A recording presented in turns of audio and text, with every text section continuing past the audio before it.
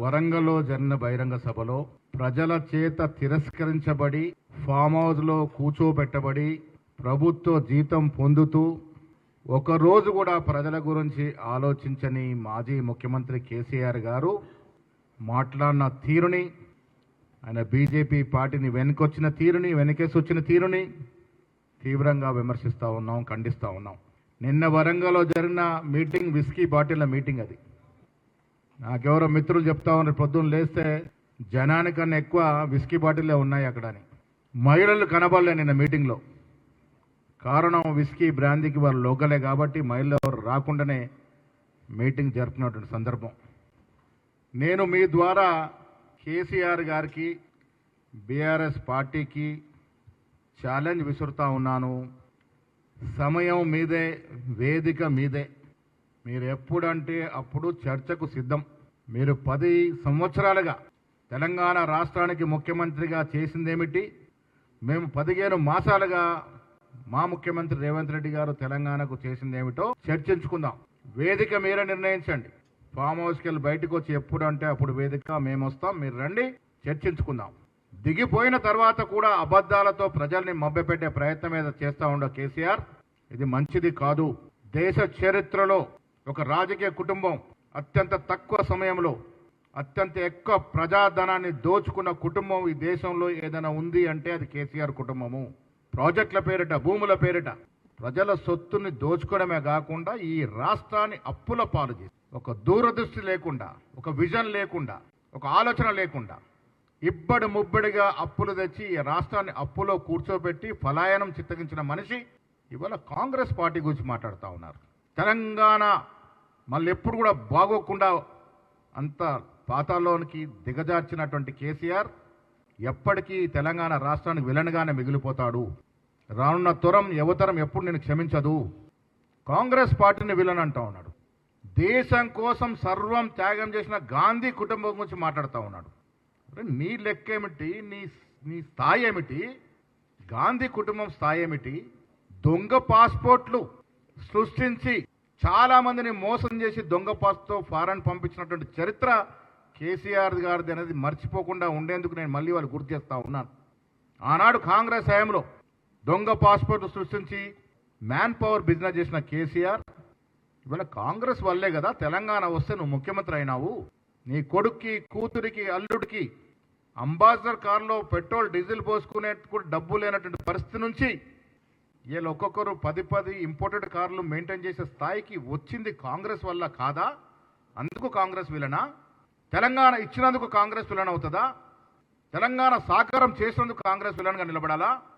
ఇచ్చిన మాట ప్రకారం ఇవాళ 1 సంవత్సరం లోపల 60,000 ఉద్యోగాలు ఇచ్చినందుకు కాంగ్రెస్ విలన్గా చూపాలా? అరే నిజమైన విలను మీరు. కారణం మీరిచ్చి, ప్రజలకు ఇచ్చి, వాగ్దానాలు ఇచ్చి మోసం చేసిన చిట్టా చదువుతాను నేను. ఒక కుటుంబానికి 1 ఉద్యోగం అన్నావు, మోసం. ప్రతి కుటుంబానికి 2 బెడ్రూమ్లు ఇస్తామన్నావు, అబద్ధం. ప్రతి దళిత కుటుంబానికి 3 ఎకరాల భూమి ఇస్తానన్నావు, ద్రోహం. ప్రతి కేజీ నుంచి పీజీ వరకు ఉచిత విద్య ఇస్తానని మోసం చేశావు. ప్రతి ఇంటికి తాగునీరు ఇస్తాన్నావు.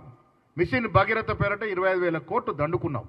15,000 కోట్లకే కంప్లీట్ కావాల్సినటువంటి మిషన్ భగీరథ 48,000 కోట్లకి ఎందుకు ఎగబాకింది? ఆ ఎగబాకిన సొమ్ము ఎవడు తిన్నాడు? కేసీఆర్ కుటుంబం తినలేదా? 1,000 కోట్లు కాళేశ్వరం పేరు మీద 1,00,000 కోట్లు, 1,25,000 కోట్లు గోదావరి నదిలో పోసి 1,000 కోట్లు దండుకున్న మాట వాస్తవం కాదా? ఇలా కాళేశ్వరం కూలిపోలేదా? కూలేశ్వరం ప్రాజెక్టుగా మిగిలిపోలేదా? ఎవరి నిర్వాహకం వల్ల?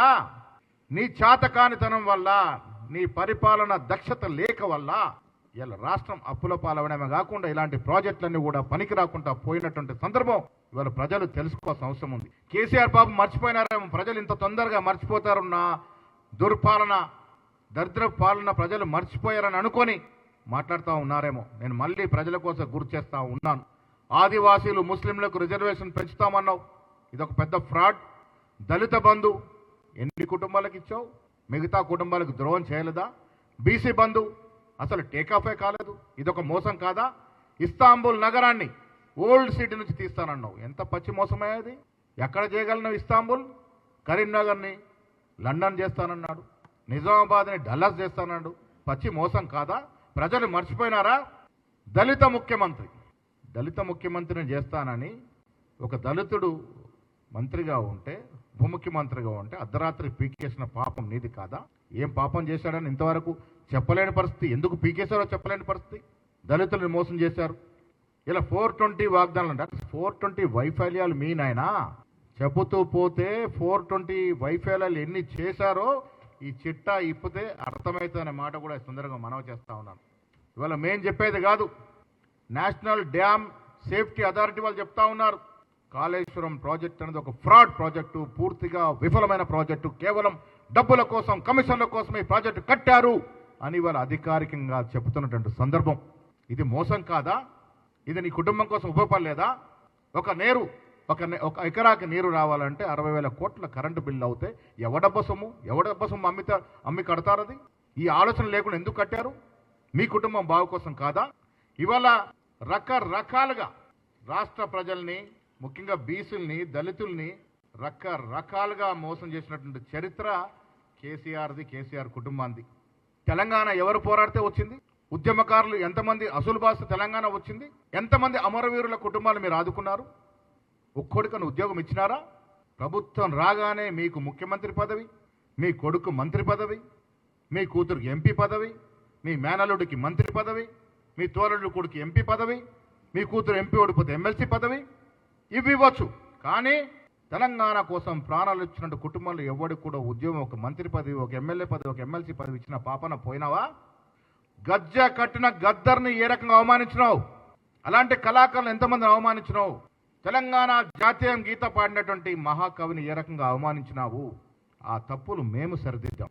ఇలా గద్దర్ పేరిట అవార్డు ఇస్తా ఉన్నాం. మహాకవి రాసిన పాటని తెలంగాణ రాష్ట్ర గేయంగా చెప్పగలిగినాం. మీకు మాకు పొంతనెక్కడయ్యా? తెలంగాణని అన్ని రకాలుగా నాశనం పట్టించి ఇవాళ తెలంగాణ గురించి మాట్లాడుతూ ఉన్నాడు. టీఆర్ఎస్ పార్టీని బీఆర్ఎస్గా మాట్లాడు. తెలంగాణ పదాన్ని తీసేసినటువంటి గనుడు ఇలా జన్మభూమి గుర్తొచ్చిందట ఆయనకి. జన్మభూమి మీద ప్రేమ ఉన్నాడు. తెలంగాణ రాష్ట్ర సమితిని పీకేసి ఎవరన్నా భారత రాష్ట్ర సమితి పెట్టుకుంటాడా? ఇలా జన్మభూమి ఎట్లా గుర్తొచ్చింది? మీలాంటి మిత్రులు ఫోన్లో కూడా మాట్లాడుకున్న స్వేచ్ఛ లేదు ఆ రోజు. మా ఫోన్లోనే ట్యాపింగ్లో ఉన్నాయి.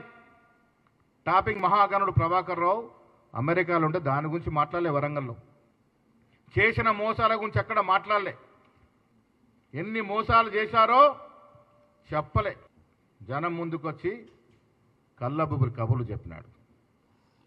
2 BHK 2 బెడ్రూమ్ల స్కీమ్ ఎంత గరాణా మోసమో తెలంగాణ ప్రజలకు తెలియదా? ఎన్ని బెడ్రూమ్లు కట్టించినావు నువ్వు? ఇలా కళ మేము సాకారం చేస్తూ ఉన్నాం. ఇందిరమ్మ ఇల్లు మొదటి సంవత్సరంలో 4.5 లక్షల ఇల్లు ఇస్తూ ఉన్నాం. ఇది మా ఘనత. నీ మోసాన్ని, మీరు ప్రజలకు ఇచ్చిన వాగ్దానాన్ని మోసం చేస్తే మేము దాన్ని ఎలా పూరిస్తున్నటువంటి సందర్భం. 10 సంవత్సరాల్లో ఇచ్చిన రుణమాఫీ ఎంత? 1,00,000 చొప్పున 30,000 కోట్లు దాటలే. చర్చకు సిద్ధం. మేము 15 మాసాల్లో ఎంత రుణమాఫీ చేశామో, 15 మాసాల్లో 21,000 కోట్లు ఇస్తే నువ్వు 10 సంవత్సరాల్లో 30,000 కోట్లు దాటలేని రుణమాఫీ. నువ్వు ఎలా రుణమాఫీ గురించి మాట్లాడుతూ ఉన్నావు? తెలంగాణ వచ్చింది నియామక కోసం. ఎన్ని నియామకాలు చేశారు మీరు? సోయి లేదా? అప్పుడు ఉద్యోగాలు ఇవ్వాలి, ఉద్యోగాల కోసం తెలంగాణ తెచ్చుకున్న సోయి ఎందుకు లేకుండా పోయింది? కుర్చీ ఎక్కగానే ఈ వర్గాలన్నీ మర్చిపోయిన మాట సందర్భం వాస్తవం కాదా? కుర్చీ ఎక్కే ముందు నువ్వు మాట్లాడిన మాటలన్నీ దళితుల గురించి మాట్లాడినావు, బీసీల గురించి మాట్లాడినావు, లంబాల గురించి మాట్లాడినావు, ముస్లిం గురించి మాట్లాడినావు. కుర్చీ ఎక్కినాక ఎప్పుడైనా వాటి గురించి ఆలోచించినవా? ఇది దగా కాదా? మోసం కాదా? నువ్వు రాష్ట్ర ప్రజలకి మోసం చేసి ఇలా కాంగ్రెస్ పార్టీ గురించి మాట్లాడుతూ ఉన్నావు.